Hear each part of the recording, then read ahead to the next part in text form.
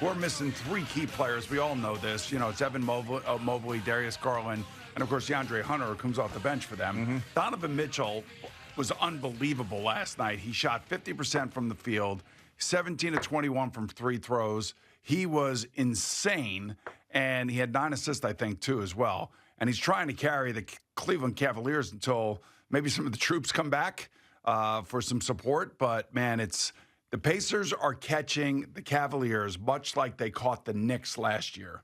Injury after injury after injury. And you have one guy that is basically, trying to carry the team with a bunch of backup players in Donovan Mitchell, and he was incredible last night.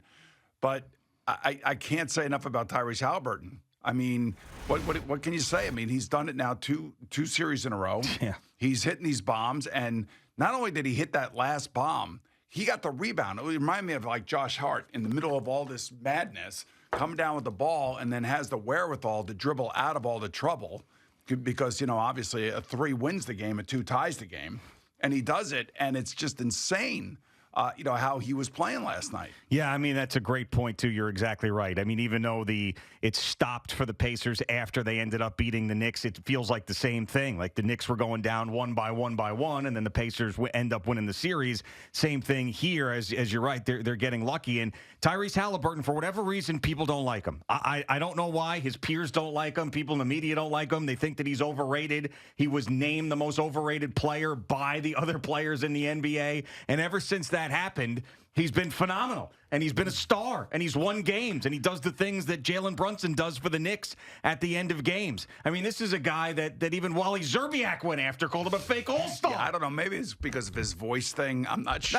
That's definitely not it. I don't know what it is, but for some reason, I don't know. Guys don't like him, but maybe it's the way he shoots or something. He's earning the respect now, though. He earned the respect last year. He's earned the respect all season long. And Rick Carlisle's kind of interesting because when he does talk about him, it's like he has so much respect for him. Now, he's his head coach, so what's he going to say, right? He's going to support him, but I don't know what all that stuff is about. I never really like those polls. If you don't put your name to it, then it really doesn't matter. But that definitely stings, though. Like, if you're Tyrese Halliburton, there's certain things that you could just slough off. Well, he talked about it last night. No, I know. But when it's the guys who you play with that are anonymous that get asked who's the most overrated player in the league, and your peers say that about you.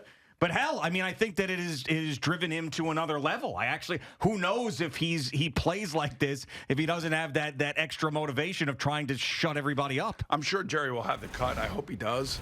If he doesn't, we'll find it. But he basically after the game said, "Yeah, I hear it because everybody in the crowd is yelling overrated at him, just like they yell flopper to Jalen Brunson." That's right. And and it's kind of like fuel for their fire, and it's a little bit WWE in a sense of entertainment. Yeah, but it's good entertainment, and there's nothing sweeter. I mean, there can't be anything sweeter than hitting a game-winning bucket on the road when everybody's screaming at you that you're overrated. Yeah. I don't know what I would do. I mean, it would take everything for me not to lift the double bird. I swear to God. Right to the crowd. Yeah, that's what I'm saying. Right. So that's what Jalen Brunson said. He said there was that guy sitting courtside that was screaming at him the whole series. He would scream at him during the regular season. And then when he hit that shot in Game 6, he stared right at him and did his 3 thing with his face and made sure that guy knew about it. So, yeah, I mean, it's strange. Like, you've told me stories, and the famous one about a guy who was asking for you to come over and get an autograph and then told you sucked to your face. But he was a Jet fan. Right. And I was wearing a Jet uniform. Yeah, which is a little bit really different. Nice. That was really nice. But when you hear that... I hope that guy's dead. Was he old at the time? It's kind of. Okay. I would say he's probably, maybe, I'm just trying to think now. So this was like 1995. Yeah. And it was the last game. I think it was against the Saints. Al, you'd have to look it up. And it was at the Meadowlands. And I think only 20,000 fans showed up for it. It was 2 terrible teams. Yeah. It was a lousy day. Sure. Hey, Boom, we love you. Too bad it didn't work out. Hey, can you sign my ball for me? All right, this is in warm-up, pregame warm-up. Yeah. I go over to sign the ball. Or I think I flipped him a ball. Okay.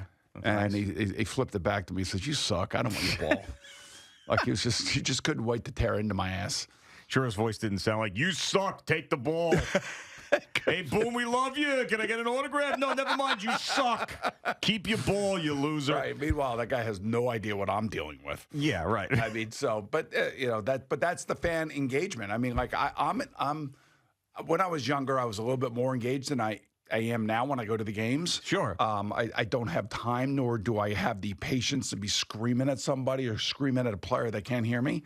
But I think the basketball fan, especially one that's close to the court, the player can hear him, and they know that.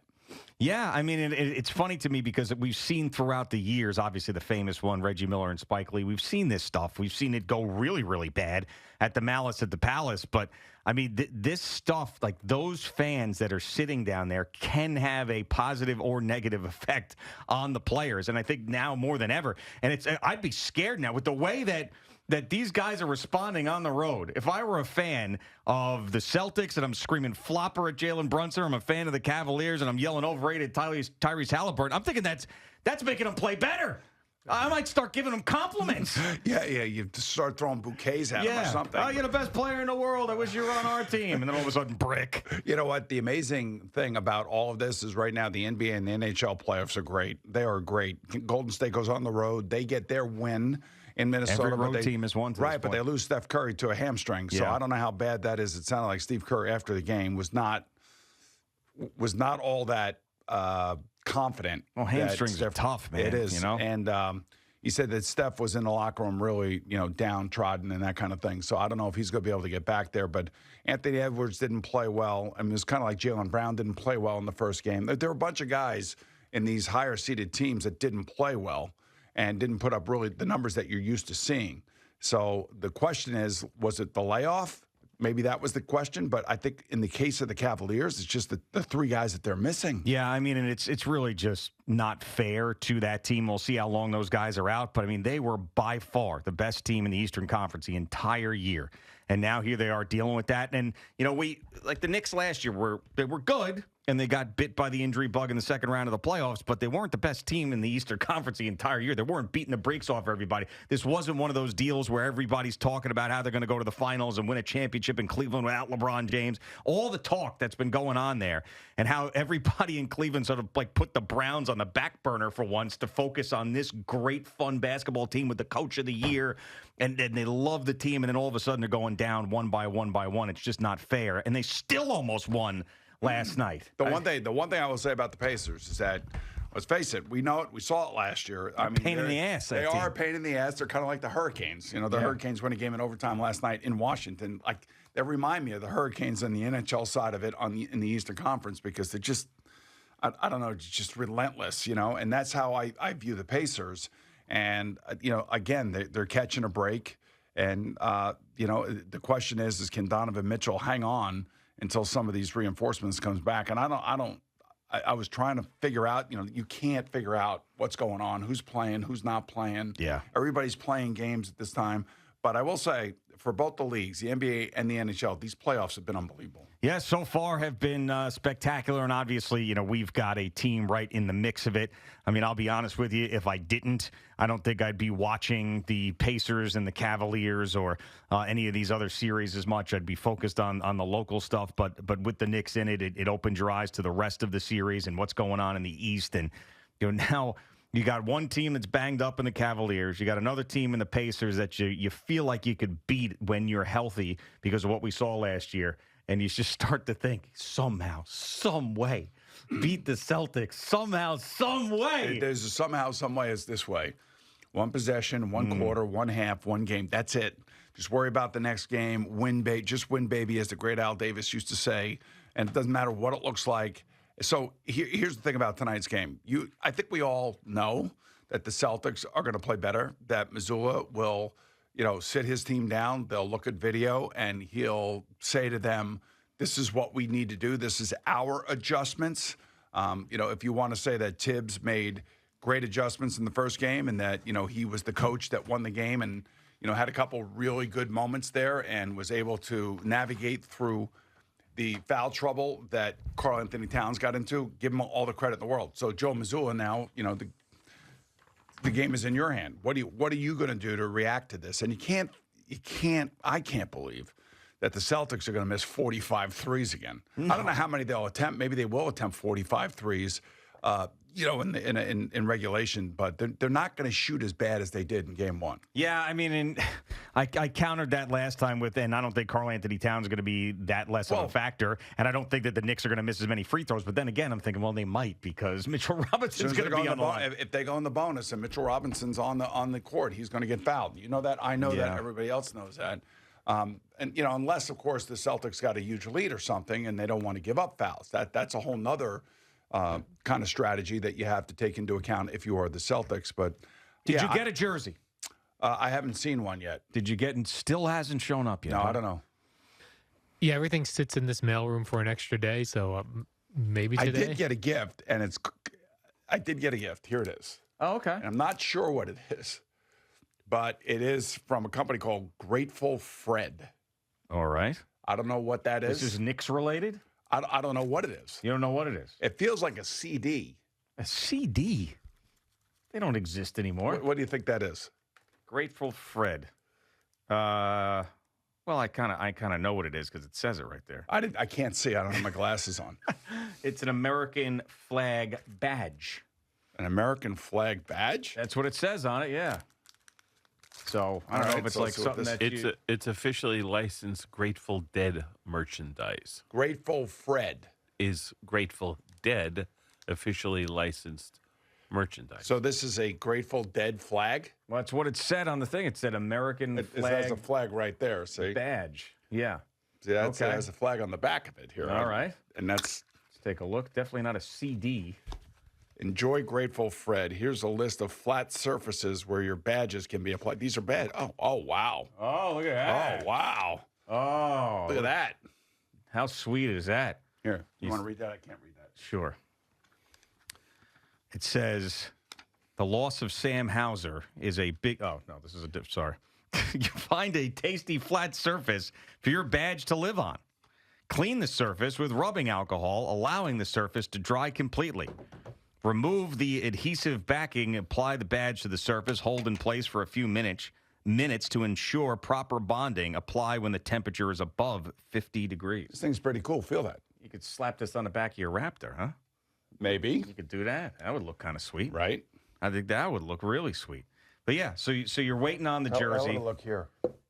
That would look pretty good too. Good right there, right? Yeah, it would look pretty good as well. Is there two, a left facing and right facing, or no, just the one? Nah, just the one. Just the one. Yeah, maybe I'll put it there. We'll see. So this over here still waiting on the jersey though. So people are wondering. They're sending messages. Did you get a jersey? Did you stick it in the freezer? I feel like Who now is it? I don't need to do that. That's what you think. But watch what happens tonight. What happens if they end up losing by 20? And you want to get ahead of this thing. Is Sam Hauser playing? Doubtful. Okay. He's doubtful. Just like again, I did want to mention his name today, so I've only mentioned it once. No, it's okay. But I don't want to belabor the point either. But it is a little bit of an advantage for the Knicks when somebody like that is out for the Celtics, and we don't know about Kristaps Porzingis. He's probable. That's the other one. So he's probable. Hauser is doubtful. All right. So Kristaps, he's not going to be 0 for 4 in this game. Well, if he can make it through the entire game, his 7'2" frame is going to be a pain in the ass to deal with. Well, that's what I mean. When you make it through the entire game, this is exactly what I was going to bring up because this has been a recurring thing. It's been this weird upper respiratory thing he's been dealing with. Joe Mazzulla said, yeah, I mean, when he came back, he played well, but it doesn't feel like it's totally gone. So you don't know what to expect from him. I mean, he could go out there and just, again, play one quarter and be like, I can't do this anymore. Yeah. So there's no lock that Porzingis is going to be healthy and great and play 4 mammoth quarters for them. Yeah. So you could end up losing him and Hauser. Hey, Al, who was the guy on Twitter that put me and Hauser together in a picture? That was hilarious. He used Grok. Yes. I believe I reposted that. Did you? I thought that was hilarious. Generoso. Oh, Generoso did. Okay. Well, thank you, Generoso. Yes, I liked it. Generoso NY, yes. I sent it to Izzo. I didn't know if he put it out there anywhere. But yeah, Iz probably like, man, I do my own AI I just want you to know that I am totally aware that there are times where I can get hooked on something and latch onto it like Precious Achua. Yeah. But that last year, again. Here we go. You don't have to explain yourself. I want him to get some more run time. I do. I I want guys to be fresh, especially in the fourth quarter where these games are won. Look, the Pacers were down 14 last night in the fourth quarter. Yeah. And they came all the way back. And I think the big reason for that is because the Cavaliers are missing 3 players that play a lot of minutes. So now the rest of the guys that have to fill in are not used to playing that many minutes. And now if the Pacers have their full bench and they're doing their substitution like they do it, then next thing you know, here you are in the fourth quarter and you're making runs. So that's where the depth really comes in for all these teams. And that's what happened to the Knicks last year.